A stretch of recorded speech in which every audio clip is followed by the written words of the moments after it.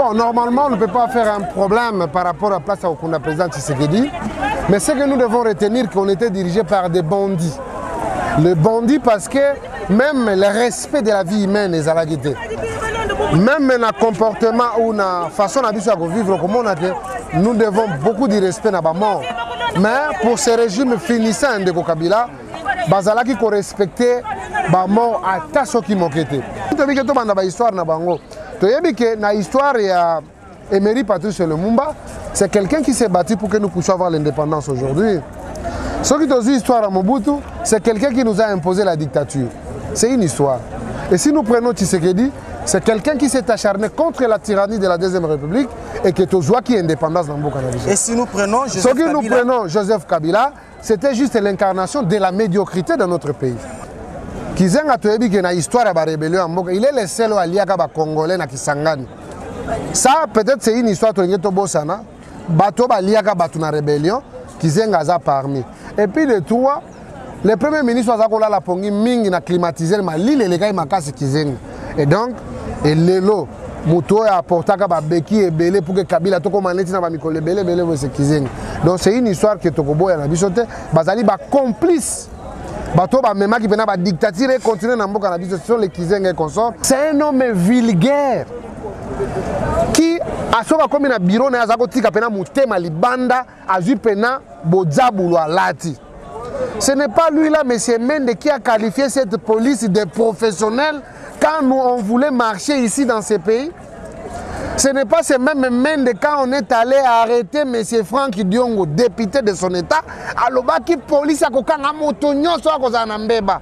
Lui n'est pas un commerçant de diamants. Akoma ki na diamant na maboko na ye, ndengene.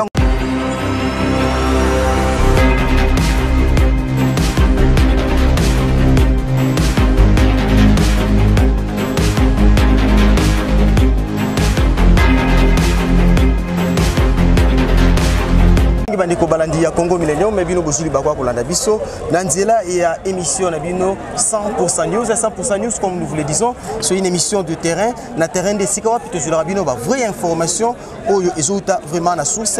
Comme vous le voyez déjà à l'image, il y a un grand engouement ici. Toza na 10e rue na siège, il y a parti politique U2PS. Oui, pourquoi notre présence na U2PS na kati ya siège ya parti U2PS? Juste parce que il y a quelques questions d'actualité telles que les rapatriements du corps du fait président. Il y a UDPS, c'est Papa Etienne Tshisekedi Wamulumba qui semble être prévu le 30 mai pour Elela Malé 31 et Kundama le 1er juin. Question de vérifier si et seulement si cette information est vraie.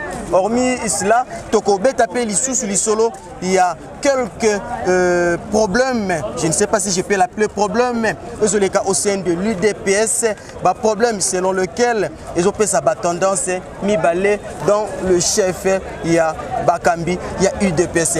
Ensemble avec Ndeko Amissi, Wazeli Bongo, Moko, il y a combattant, il y a UDPS, Toko Mekako Betapenza, Namo Moulaï Masolo, où est allé parti, Mbote Mini Ndeko Amissi. Mbote Ndeko journaliste, Mbote Pena téléspectateur au Bazona. Tokutio na kati yanda kuna yo na 10e rue, bonne santé à partir. Santé à partir de Malam, il y a toujours l'engouement, on est là. Dans la permanence digne d'être appelée permanence d'un parti politique, donc IDPS, je cite, Tozali, et nous sommes là pour te répondre à Mituna Nayo, parce que bien nous avons dit. Toko Banana na likambo ya rapatriement ya corps ya président de Etienne Tshisekedi ou Ezutan Moulaï Wuta si je ne m'abuse pas de ma mémoire Wuta 2007 les Londais selon les rumeurs ou certaines sources d'information corps et à la rapatrier le 30 mai pour les à l'exposer na stade de martyrs le 31 et puis le 1er ils à la enterrer. Est-ce c'est vrai cette information? Oui, merci beaucoup monsieur le journaliste. Information est vraie. Qui a connu les Congolais à travers le monde et surtout à travers le pays entier que nous autres, il y a les pères de la démocratie en République démocratique du Congo, je cite Etienne Tshisekedi Wamulumba, et qu'il y a bel et bien les 30 mai dans l'aéroport Anjili. Oyo tokosenga na ba Congolais belé comme d'habitude. Tous à la wana pona koyamba l'homme à la dimension de la politique de la République démocratique du Congo, Oyo Atika Bisso, depuis le 1er février. Donc, pour nous, il est de notre charge de profiter na micro na yo pour na koyebisa ba Congolais nyos bakolo mikolo ya basi pe mibali bilenge basi pe mibali que le jour là et la journée moko oyo toko dédié yango na la grande personnalité oyo to bengaka ye le père de la démocratie oyo atikala le père de la démocratie oyo akotikalaka le père de la démocratie en République démocratique du Congo. Je cite Etienne Tshisekedi wa Mulumba Thérèse mémoire et que les nakoya na korwana et kokende kotikama na morgue ya 51 et les 31 to kokende kosala to kokende kozwa sous corps na biso pe to kolela ngo na stade de martyrs. Pourquoi stade de martyrs? Boyebi que Etienne Tshisekedi wa Mulumba ce n'est pas n'importe quelle personnalité. C'est vraiment une personnalité importante pour la République démocratique du Congo et pourquoi pas pour la politique de l'Afrique en général. Il y a un monde que parler du peuple, bien sûr, on est là, mais Ali Mouké, mes dimensions Etienne Tshisekedi et l'équipe même stade de martyrs, mais tu es wana parce que tu as quand même la moins espace à tu as maman Kassimé et tu as un peu contenir biso. Voilà un peu ce que je peux dire par rapport à arriver à corps à président. Par rapport à l'obsèque Nenge et Salam. Mais kozonga mukesi matoko mona ke ezali mbala liboso te oyo mabongisi wana esalema parce que mabongisi yango ezwa maka makanisi uta mwakala kasi ezalaka kosimba te po boyokanaka penza mingi te na esika wapi ebembe sengelaki d'abord elelama en dehors ya esika ebembe sengelaki elelama esika pe ya kokunda nzoto ya mowei ezalaka kotia mwa mbilinga bosengaka bakunda ye na lumete moto azalaka na bokonzi ndeko Kabila boyaka et puis esalaka bokanga mwa lisolo yango po bofungola yango lelo ndenge bozwi pouvoir est vous avez trouvé un bon compromis par rapport ya lieu ya enterrement ya président Etienne Tshisekedi si oui c'est où? Bon, normalement, on ne peut pas faire un problème par rapport à la place où on a président Tshisekedi. Mais ce que nous devons retenir, qu'on était dirigé par des bandits. Les bandits parce que même le respect de la vie humaine est à la guité. Même le comportement ou la façon de vivre comme on a dit, nous devons beaucoup de respect à la mort. Mais pour ce régime finissant de Kabila, Bazalaki ko respecter la mort à tasso qui moquette. Et surtout, rien à la personne. Mais biso ba étoile bana IDPS, on ne pouvait pas laisser que la dépouille mortelle, il y a Oyo a incarné la vie politique en Mboka Nabiso et ça la considérait comme un homme ordinaire. C'est pourquoi on même dirait Oyo corps et saline à niveau à Belgique, c'est parce qu'on voulait enterrer le président dignement et à la hauteur de sa dignité et surtout à la hauteur de sa personne par rapport à Oyo Salila Congolais. Et donc biso qui considérait les lots que autre étant autre mers parce que awa tuzali na bande ko ya kalate ba bandi oyo ba ko respecter ba touté les lots nous avons un régime démocratique où ils allaient quand même un respect à ba Congolais. Lui-même le président le disait toujours si vous prétendez aimer le Congo il faut aimer les Congolais et s'il faut aimer les Congolais il faut aimer le Congo. Voilà l'homme qui prêchait pour l'amour. Les lots tuzali ko poussana lentement et sirement vers la fin, n'est-ce pas? Oyo mabele bakoko na biso la reconnaissante vis-à-vis à cette grande personnalité et que pour nous c'est un temps de recueillement. On n'en fait pas un problème. Nous ne sommes pas avec ces bandits. Aujourd'hui nous sommes dans un état normal où les lois de la République sont respectées Nabakonzi vis-à-vis de biso ba peuple. Et donc là il n'y a pas de souci. L'enterrement du président c'est pour le trône. Je venais. C'est toujours là où on avait ciblé la fois passée parce que le président nous a enterré dans Ntsele, la concession familiale, parce qu'on ne peut pas faire de tiraillements. Et pour nous, ce n'est pas la prétention. Parce qu'aujourd'hui, nous sommes au pouvoir, on veut faire du n'importe quoi, non plus. Comme l'Elia a été déjà arrêté dans Ntsele, et nous respectons le choix, et nous allons enterrer l'homme à la dimension de la République démocratique du Congo. Sur le plan politique, je cite Etienne Tshisekedi wa Mulumba, Thérèse mémoire, Tokokundaye Kuna, les 1er juin, parce que Nebisika Oya Kopema pour l'éternité. Kolandayo Koloba, Obimiselo Komoka Mutuya Oyonakanga, Kelobi, Bande Konabiso, régime Outiko Leka Oyotiko Bima, Bazalaki Penzana, Oba Bengite, Boto, Sito Respect, Yabawei, ils sont candés Bino Boyebaki.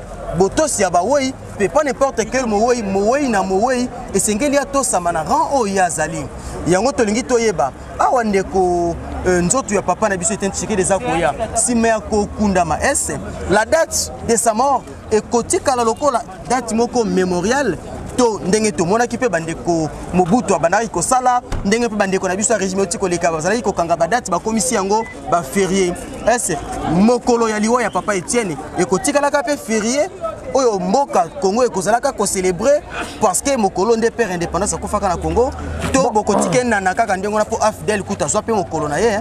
Merci beaucoup. Nous devons retenir que la date na mboka na biso ezalaka retenue par la volonté des individus. Il y a des lois où ils ont voté pour que la date soit les 17, les fulani, et nous pensons à des hommes sérieux. Où il y a une histoire à mboka na biso. Tshisekedi n'est pas n'importe qui. Tshisekedi n'est pas n'importe quelle personnalité. Tshisekedi, c'est l'icône de la politique de notre pays, comme les Mandela en Afrique du Sud. Et au Congo, nous avons les Tshisekedi. Et le Parlement actuel, parce qu'on ne veut pas faire les choses vaille que vaille. Et Sengeli to honoré Batu, selon Makambasala qui m'abeto malam. Entre autres, il y a le Mobutu, il y a le musée Laurent Désiré Kabila. Chacun a son histoire et chaque génération a une histoire. Nakati Mboka na biso. Ce qui te dit que tout le histoire na bango. Tu sais que na histoire il y a Emery Patrice Lumumba, c'est quelqu'un qui s'est battu pour que nous puissions avoir l'indépendance aujourd'hui. Ce qui te dit l'histoire à Mobutu, c'est quelqu'un qui nous a imposé la dictature. C'est une histoire. Et si nous prenons Tshisekedi, c'est quelqu'un qui s'est acharné contre la tyrannie de la Deuxième République et qui est au joie qui est indépendance dans Mboka na biso. Et si nous prenons Joseph Kabila, c'était juste l'incarnation de la médiocrité dans notre pays. Et aujourd'hui, nous prenons Félix Tshisekedi. Celui-là, c'est l'homme de valeur, c'est lui qui incarne un État, le vrai État de droit dans notre pays. Et c'est lui qui donne cet espoir à la nouvelle génération que nous appartenons, que nous devons nous considérer que nous sommes des Congolais. Et le Congo, c'est un pays où il fera et il fait beau vivre. Voilà l'historique. Un peu à Batunenge ba succéda kibiso. Nga pela ngina rappeler obosani moto moko po ya yepe bana bazako telema bakomi kondunga na balobi botie maele na oya bino na moni ndengo cité otie pe Kabila ndisiko sepela ki kotia ye bien ki azali ndeko na bino na kati ya libala mais papa Gizenga otangi ete po ya yepe bana batikali bitike bakolela bo reconnaître yepe na liste ya ba héros parce que abunda akenda même rébellion to mona mambeleka na rébellion asala ki rébellion pour na moi sinete quand même pona mboka pourquoi bo tangi ete. Merci de rappeler Kizenga toyebi que na histoire de la rébellion il est le seul aliaka ba congolais na Kisangani. Ça peut-être c'est une histoire to ngeto bosana bato ba aliaka batu na rébellion Kizenga za parmi. Et puis de toi le premier ministre a kola la pongi mingi na climatiser ma lile le kai makasi Kizenga. Et donc lelo Muto a apporté ba beki et belé pour que Kabila to komaneti na ba mikolo belé c'est Kizenga. Donc c'est une histoire que Tokobo ya na bisote bazali ba complice bato ba mema qui pena ba dictature et continuer na mboka na biso sur les Kizenga et consorts. Je m'excuse, nazali vraiment na muto ya classe wanate, mais nous disons nous devons nous rappeler des gens au batikela biso ba valeur entre autres Etienne Tshisekedi o encore na ko ya les 30 auto kunda les premiers. Je crois que Wanande Zali nouvelle au Congolais. Ce qu'on l'a bien partout dans le monde, partout au Congo. En tout cas, je suis prêt pour que nous écoutions. Nous allons prêt pour accorder oreille. Malembe pembeni anda konga na lingaka kolala. O tangi ba kombo na ba kombo etele misakanga suki ya mutu. Olobi lisolo ya ba médiocre. Kasi bino lelo na ba médiocre kango bosali libala ngo kaka na ebandele bandi matata. Oyokaki lisolo ya ndeko na bino ya coalition, ndeko la mère Mende oyo ba utaki ko simba ye soi-disant, je ne confirme pas aibaki diamant tout ça azalipe moko ya ba imboka oyo bazana kati ya coalition na bino bomonete libala FCC na cash kaka ne bandeli ba komi ko akize bino na makambo ko yibaka ba diamant na makambo mike ce n'est pas salir votre mandat na yebite bien que ngonga mususu batu balobi lokuta tout ça mais so wana e salibino esengo ne bandeli kaka ya libala médiocrité bandi bon ayebi ko zo sala na ironie on va na non na Congo oyebi pe réalité à Congo mais malheureusement zo sala lokwa mutu moko vivant na Congo te ata mukolo moko te totikala kozala na famille moko na Monsieur Mende. Monsieur Mende c'est quelqu'un du PPRD FCC consort bazabana ndeko Kabila Coalition, tout ça, les lots qui coalition, peut-être il y a des gens qui ne comprennent pas comment ça se fait. Bande koana na moibi ande konanga o apesa bango ba député ebele. Nde bango ba lobi biso to ndimito ko accompagner le programme du chef de l'État. Alors tango ko accompagner muto esengeli te ko za la musika esengeli to za la pembeni yango ne likambo esalami biso na bango. Mais balobi mutu na mutu akomema charge na ye mutu pe ko répondre na makambo yo sala. Ko kaza teke no ti sekeda ko yana pa memelo ba charge tu mens. Vous avez géré ce pays pendant 22 ans avec la génération Kabila, AFDL, FCC, 22 ans. Mais retenons la date du 24 janvier, le jour président prêtaki serment à Lobagi Boy. Le Congo est avant le 24 décembre et janvier, le Congo après le 24 décembre. C'est-à-dire que nous avons le 23 État-Lio et que nous ne sommes pas un lieu de blanchisserie à battre. Le président l'a si bien dit, il ne va pas faire une chasse à l'homme ou quoi, mais Mutuna Mutu a un peu désir dans ma Mutuna Mutu. La justice fera son travail. Monsieur Mende, quand je cite le nom de M. Mende, je crois que Batoumoussou va parler aussi. C'est un homme vulgaire qui a sauvé comme un bureau na zakoti kapena mutema libanda azu pena bozabulo alati. Ce n'est pas lui là, M. Mende, qui a qualifié cette police de professionnelle quand nous on voulait marcher ici dans ce pays. Ce n'est pas ce même Mende quand on est allé arrêter M. Franck Diongo, député de son état, à l'obaki police a kokanga motonyo so akozana mbeba. Lui n'est pas un commerçant de diamants. A comment qui na diamant na maboko na ye ndengene. Tango mususa lokota ki ko lokota, ramasser n'est pas voler. Bon, je sais que vous êtes son porte-parole, mais moi je vais parler. Alors, et koki kozala bola muté que le long de commande à lela. Ezali le fruit du professionnalisme et la police au mende a commis ça pendant 17 ans. Voilà les gens qui sont rattrapés par leur propre turpitude. Mais ce Mende n'est pas un modèle.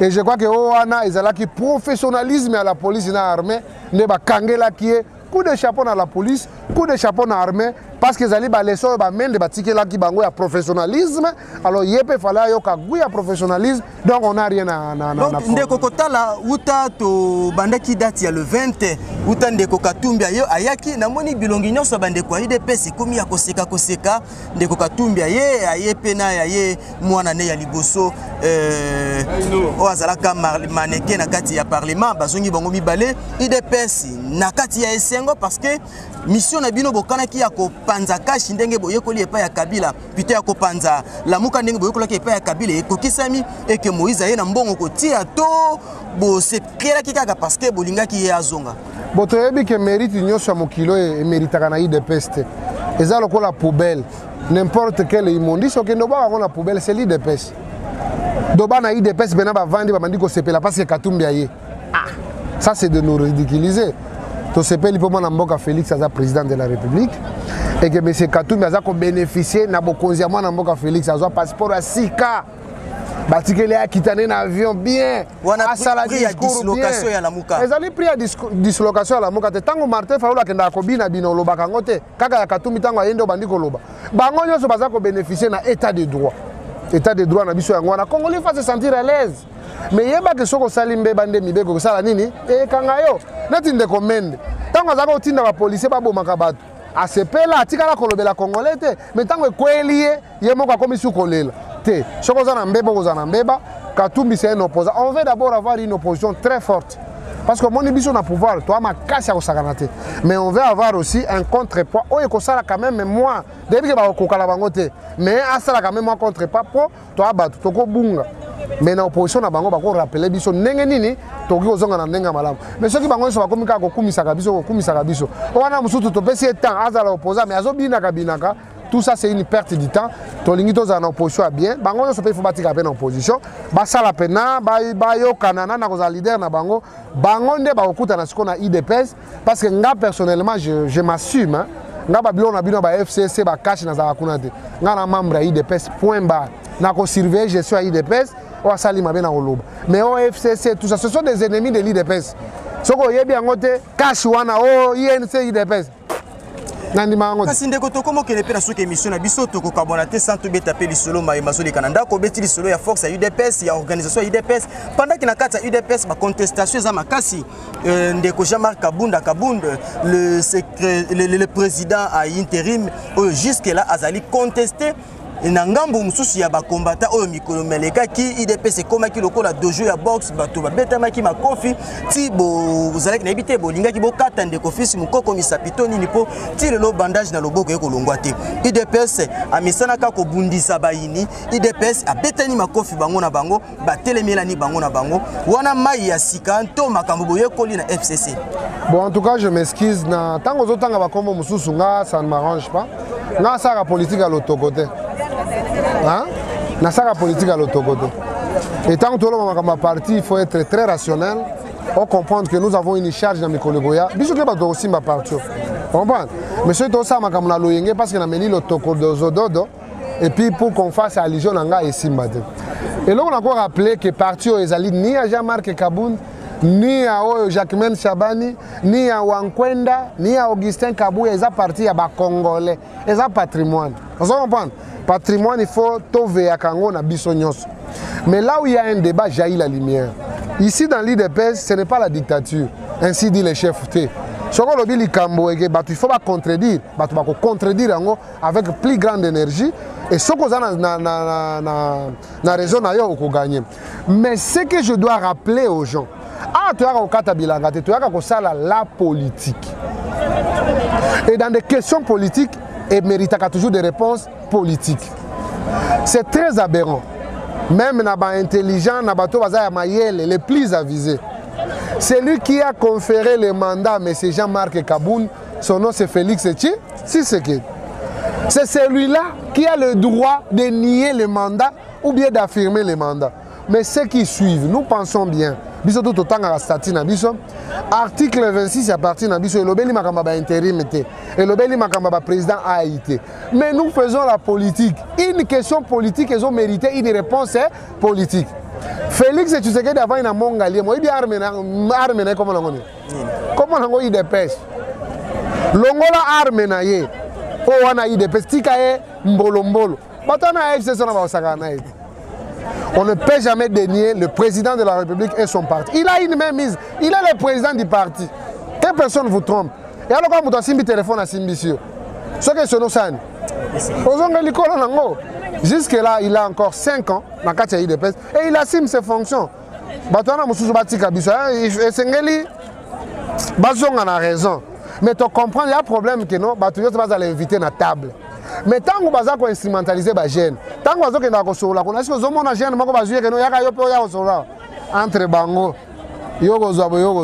maintenant jeunesse a tikali yolela au salelier le roi bourouette na katia ya chantier tant on essaie l'équipe donc on s'espère que non va continuer dans l'habitude nous sommes des humains s'il y a des problèmes toya tout se contredire entre nous dans la maison que d'aller dans le média et puis baninga muso mona ba komi na bambongo ebele muke média tout ça top Congo mokili mobimba. Vous êtes en train de vilipender, de fragiliser le chef de l'État. Ce n'est plus le moment. Le chef de l'État, il faut attirer la makasi. Bishop est attirer la makasi parce que nous sommes au début de la gestion. Moi, je pense que ça fait partie. Il y a Mbela Yasuka Ndekoroka qui kopesa Castro Kabona Boete, Bazolando à travers le monde. Mbote na Batomi Balemisa tout dans une minute et puis tu boucles l'émission. Mbote na bana IDPS, Mbote na Mboso, Mbote na Yannick, Mbote na Batonyo Sobalinga Ngai, Ndeko mise toujours au service de la nation. Je ne vous trahirai jamais. Mbote pe na fils Mukoko. Mbote pe na Ndeko na fils Mukoko. OK. Merci beaucoup. Nous sommes arrivés pratiquement à la fin de notre émission. C'était votre émission 100% News qui était présentée par votre humble serviteur Bello Belkam. Derrière la caméra encore et toujours JRC Mwanda qui vous réalise de très belles images. Mais mettre fin à cette émission sans présenter mes sincères salutations à celle qu'on appelle la Queen Mère d'Irlande, Maman Jolie di Benzi. Maman Jolie et à Papa Zaki, Papa Ricky di Benzi, les boss du Millennium. Quant à moi, votre humble serviteur Bello Belkam, je vous dis bye et la suite à la prochaine émission.